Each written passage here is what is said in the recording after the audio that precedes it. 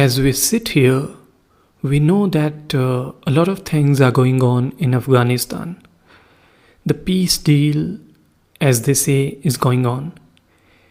And the future seems that there will be turbulence and Taliban will continue to govern a large part of Afghanistan. But that wasn't always the case. Now we see Afghanistan dominated by Taliban, who are extremist and practice an extreme form of Islam, and there are no rights for minorities. There are no minorities anymore, it seems. There are only a handful of a few Sikhs and Hindus maybe who recently migrated to India, and it seems that the country is pretty much all Sunni Muslim.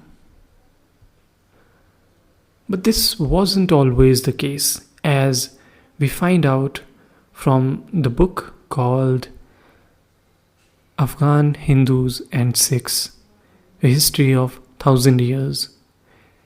It's written by Inderjeet Singh, and it gives you a really detailed idea of the last 1,000 years, how the demography and religious diversity that changed over time. Afghanistan, of course, has faced a lot of turbulence in the last 1,000 years. But there have been instances of peace, and there have been times when there was diversity, there was peace, then subsequently there were wars, and again peace times. So it's seen a lot. But the author examines this question about the original inhabitants of Afghanistan, and as many people believe that they were Afghans and Pathans, and that is true. But author also examines the people who practiced different faiths there.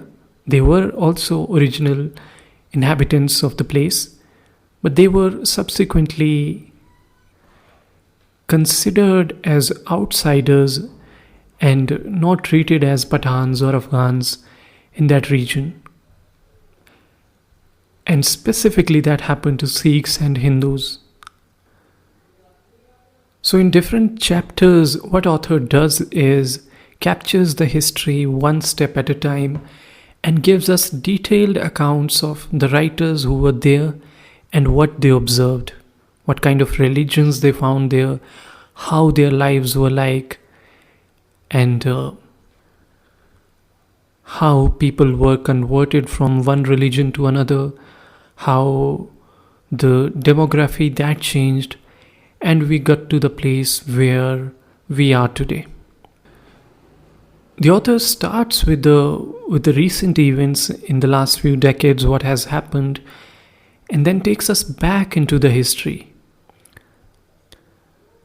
So to give you a flavor of what the author is talking about, I'm going to read certain sections from the introduction segment, and you will get what the author is trying to tell us here. So let me start. Ever since the late 1970s, Afghanistan has been in the news for all the wrong reasons. A relatively stable and peaceful monarchy was toppled by the cousin of the ruler in 1973, who was in turn murdered in 1978. This was followed by the Soviet invasion in 1979, and to counter them came the Mujahideen. The Mujahideen were supported by the USA, Pakistan, and their allies.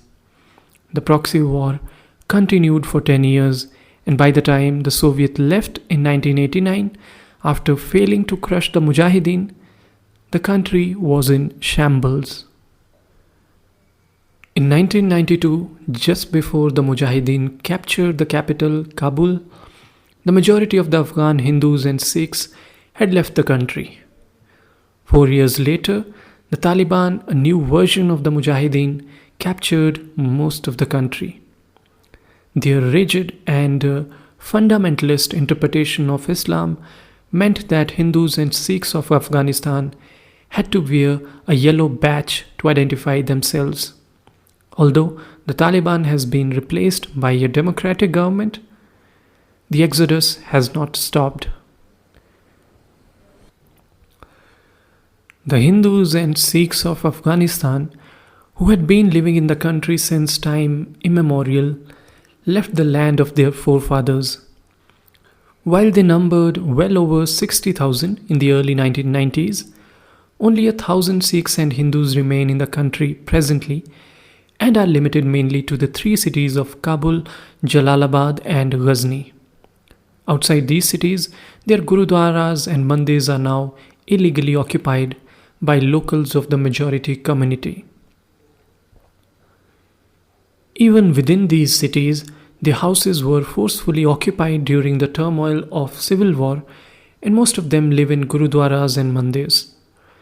They cannot even cremate their dead in Kabul and other provinces without the assistance of the police.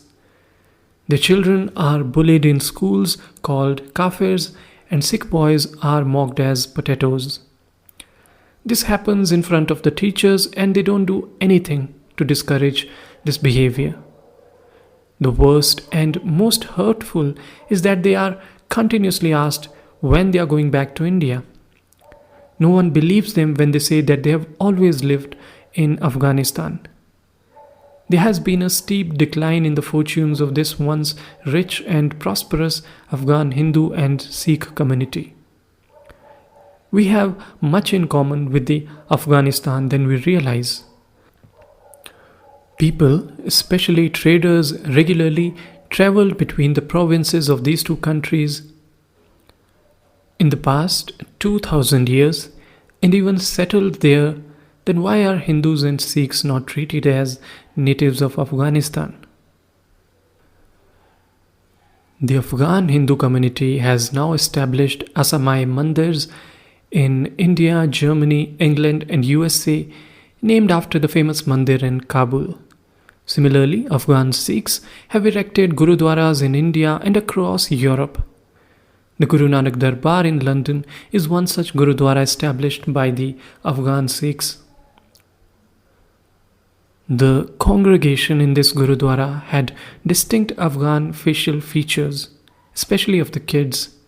Some of them had light-colored eyes and even blonde eyebrows and eyelashes, one of the distinct Afghan traits that is difficult to ignore.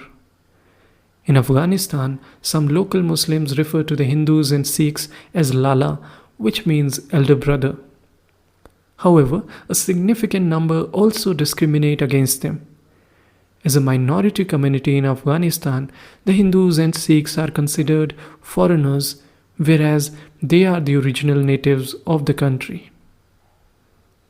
This book is an attempt to trace the lives of Hindus and Sikhs in Afghanistan in the past 1,000 years. It is an effort to apprise the current and hopefully future generations on Afghan Hindus and Sikhs and about the journey of their ancestors. This is extremely important as almost 99% of all Afghan Hindus and Sikhs have now left the country.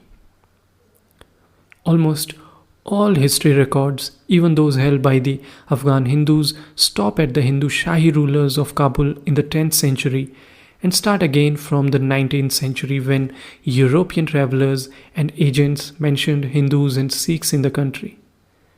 This book has used contemporary sources as far as possible. At some places, eminent historians who are considered an authority on the subject have been quoted. Contemporary Persian, English, Punjabi sources have been used to chalk out references to non-Muslim communities including Hindus and later Sikhs from the 11th century to the 21st century. The contribution of these small communities of Hindus and Sikhs to the Afghan society is brought to the readers.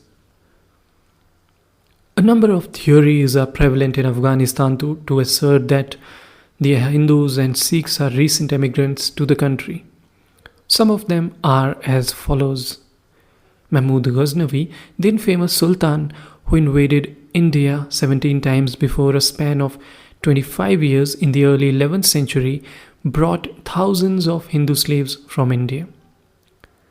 Next is Babur joined Kabulistan with North India, which led to the migration of Hindus from India to Afghanistan. Another one says Hindus and Sikhs came to Afghanistan when Ahmad Shah Durrani brought merchants from Sindh and West Punjab. And there is one which says Hindus and Sikhs came to Afghanistan in 1838 when the British and Maharaja Inderjeet Singh deposed Dost Muhammad Khan and installed Shah Shuja at the throne. The book begins from the 10th century when Islam had become the dominant religion in the country and will make the readers contemplate the above theories. Mahmud Ghaznavi's father won Kabulistan and replaced the Hindu Shahi rulers. He also replaced them in Peshawar and brought the infidel Ghor province under Islamic rule. Mahmud and his descendants had a significant number of Hindus in their army and administration. Babur in his memoir states that Kabul is Hindustan's own market. Indian merchants were trading in Kabul and other parts of Afghanistan even before Babur captured Kabul. Prior to him, the infidel Mongols ruled Khorasan, the greater Afghanistan, and Timur in 14th century fought many battles with idol worshippers who kept on attacking his capital Samarkand, part of Khorasan. There were Hindu and Sikh merchants from Shikarpur and Multan in 18th and 19th century Afghanistan, but in addition to them, the British accounts refer to local Hindus and Sikhs with families who lived in the different parts of the towns compared to merchants who lived among themselves without families. British accounts of 1783 and 1808 refer to Hindu traders and shopkeepers in Kabul. Also, the Afghan Hindus and Sikhs are almost all from the Khatri and Arora castes that are renowned for their business acumen. The Jats form the majority in rural eastern Punjab and would have formed the bulk of armed forces under Maharaja Ranjit Singh.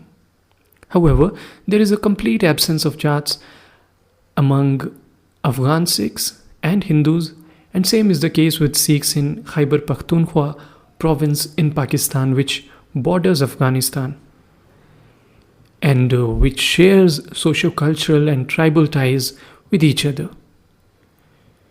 Medieval Afghanistan was known as Khorasan, which was a greater Afghanistan as it included parts of present-day Uzbekistan, Iran, Tajikistan and Turkmenistan among others.